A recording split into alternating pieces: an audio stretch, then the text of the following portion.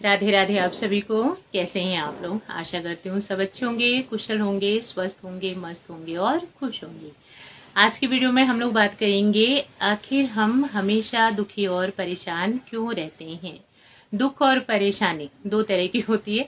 एक होता है ऊपर वाले का दिया हुआ, जो भगवान जी की तरफ से कुछ होता है ना, कुछ परेशानियां हमें भगवान जी की तरफ से मिल जाती, जिनको सुधारना, ठीक करना बिल्कुल भी हमारे हाथ में नहीं होता।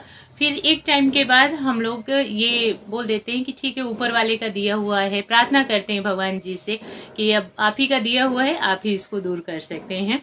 तो कुछ परेशानियां ऐसी होती हैं जो भगवान जी की दी हुई हैं और उसको भगवान जी सॉल्व कर सकते हैं। हम केवल और केवल प्रार्थना कर सकते हैं, भगवान जी से विनती कर सकते हैं कि भगवान जी इस परेशानी से छुटकारा दिलवाइए। और होता भी है, जो परेशानी भगवान देते हैं उसका रास्ता भी निकालते हैं, उसको सॉल्व भी करते हैं, उससे छुटकारा भी दिलाते हैं। वहीं दूसरी तरफ परेशानी और दुख कुछ हमारी आदतों के कारण भी आता है हमारे जीवन में। छोटी छोटी सी बातों पे हम परेशान हो जाते हैं, छोटी छोटी सी बातों पे हम दुखी हो जाते हैं। कभी किसी का व्यवहार दुखी कर रहा है, कभी किसी की बातें दुखी कर रही हैं, कभी अपनी घर गृहस्थी से हम दुखी हो जाते हैं।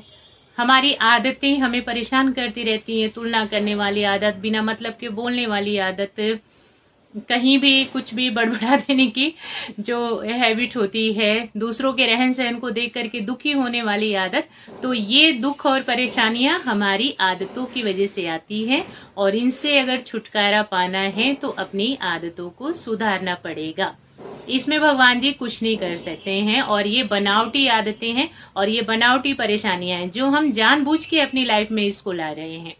तो परेशानी इसी वजह से आ रही है कि हम दूसरों को देख करके, कहीं बिना मतलब के बोल करके, तुलना करके अपनी चीजों में संतुष्ट नहीं है, इस वजह से दुखी होकर के अपने जीवन को बर्बाद कर रहे हैं। अब उसके लिए हमें क्या करना है? अपनी आदतों को सुधारना है।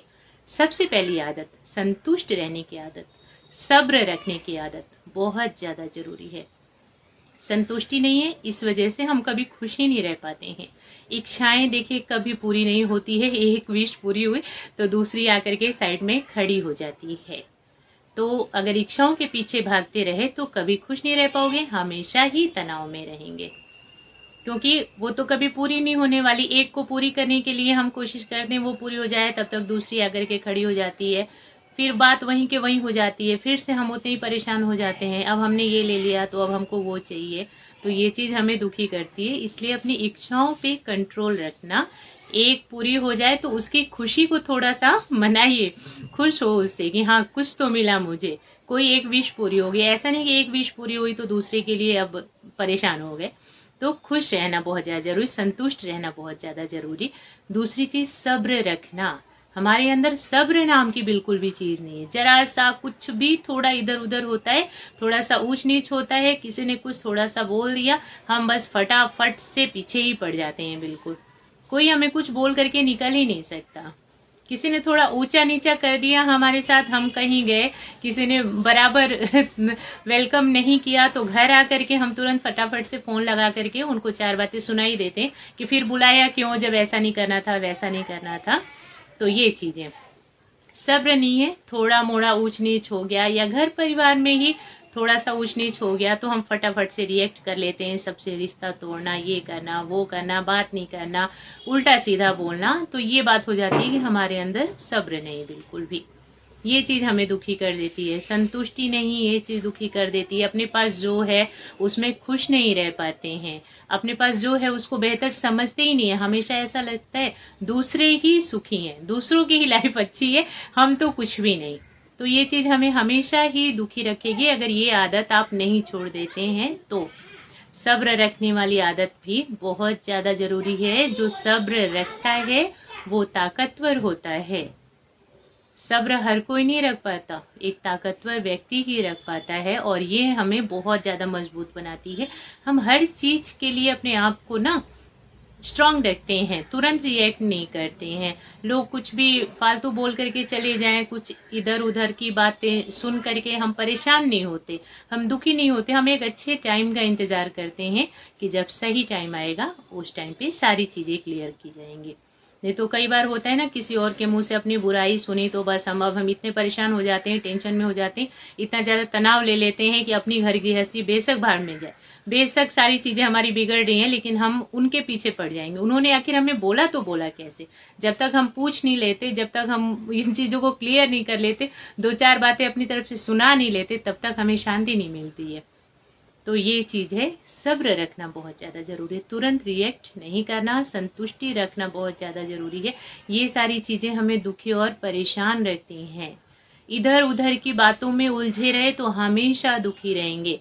आजकल हमारी सबसे बड़ी प्रॉब्लम ये है कि हम दूसरों की लाइफ में झांकने की ज्यादा शौकीन हो गए हैं।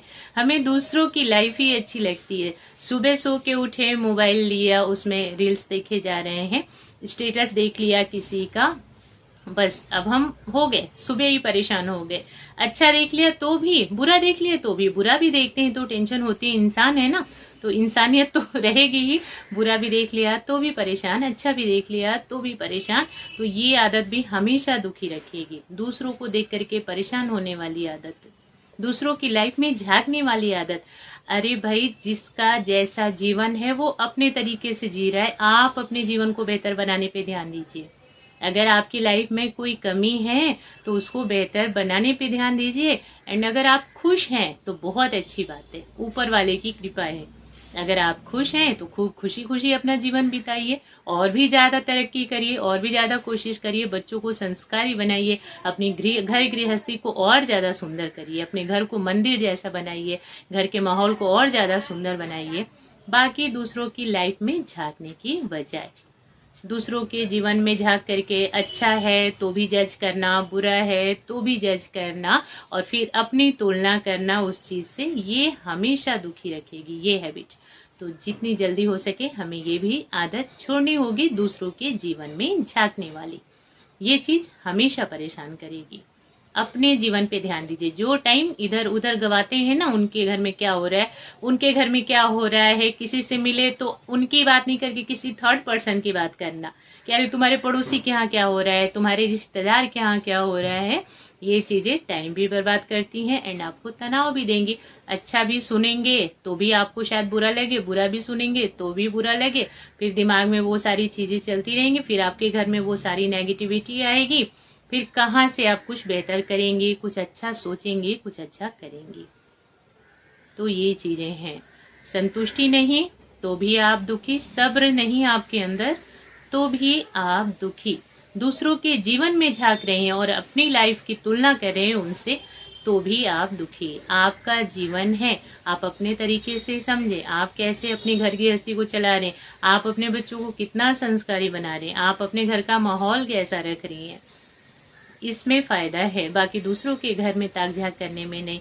ये भी एक हैबिट बहुत ज्यादा लोगों में मिलती है कि अगर किसी के यहाँ कुछ अच्छा हो गया तो भी बुरा, बुरा हुआ तो भी बुरा, बुरा हो गया तो भी ताना मारने के लिए रेडी कि ऐसे किया था वैसा किया था, अच्छा हो गया तो भी ताना मारने के लिए रेडी। पता नहीं कैसे कर मिस कुछ ना कुछ बुराई निकालने वाली हैबिट। तो इस हैबिट को भी चेंज करना है, अपने संस्कार को बदलना है, अपने अंदर अच्छी थॉट लानी है। अगर कोई आगे बढ़ रहा है तो आप उनसे प्रेरणा लें, बजाय जलन और ईर्ष्या की, और बजाय कुछ उल्टा सीधा बोलने के कि पता नहीं कैसे कर लिया, अरे ऐसे किया होगा वैसे किया होगा। मीन्स उस चीज को अप्रिशिएट नहीं करना, उनको शाबाशी नहीं देना कि तुमने बहुत अच्छा किया है, बहुत अच्छा काम किया, नहीं, उसमें भी कमी निकालना। तो ये चीज भी आपको हमेशा परेशान रखे, क्योंकि ये आपका व्यवहार है, व्यवहार आपका गलत है। आप मान लीजिए अपना ही बच्चा ही है, घर में बच्चा खूब अच्छा मार्क्स लाया और हैबिट आपकी ये है कि फिर भी कमी निकालने की। बच्चा अच्छा मार्क्स तो लाया बट आपने फिर भी कमी निकाली है उसमें कि इससे भी अच्छा हो सकता था या कुछ भी। तो बच्चे की नजर में भी आप वही होंगे, आप बच्चा भी यही बोलेगा कुछ भी कर दो, इनको संतुष्टि नहीं मिलने वाला, इनकी हैबिट ही नहीं है शाबाशी देने की। वो आपके भी सामने बोलेगा, कल के दिन बाहर भी जाएगा तो बोलेगा मेरे पेरेंट्स तो कभी मुझे शाबाशी दे ही नहीं सकते हैं।